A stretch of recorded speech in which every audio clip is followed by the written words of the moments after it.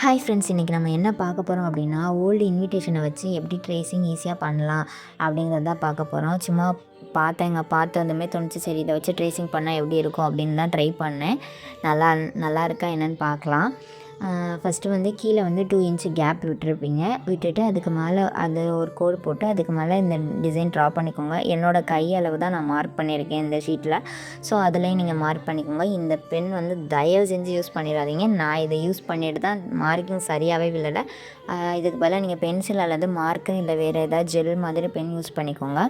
இந்த மாதிரி 3 லேயர்ஸ் போட்டுக்கோங்க. நான் 3 லேயர்ஸ் போட்டிருப்பேன். 3 லேயர்ஸ் போட்டு அதுக்கு மேலே செக்கு டிசைன் ஆர் பூ டிசைன் ஏதாவது நீங்கள் உங்களுக்கு பிடிச்ச டிசைன் போட்டுக்கலாம். ரொம்ப அழகாக இருக்கும், சிம்பிளாகவும் இருக்கும், எலகண்டாகவும் இருக்கும். இது பார்த்தீங்களா, அவுட்புட் பார்த்தீங்களா, சூப்பராக இருக்குது இல்லையா? இது நம்ம ப்ளவுஸில் போட்டால் இன்னும் ரொம்ப அழகாக இருக்கும். இது எப்படி ப்ளவுஸில் போடுறதுங்கிற வீடியோவும் நான் நெக்ஸ்ட் போடுறேன். அப்புறம் நம்ம பேஜில் வந்து ஃபுல் கோர்ஸ் வந்து அவைலபிளாக இருக்குது 599க்கு.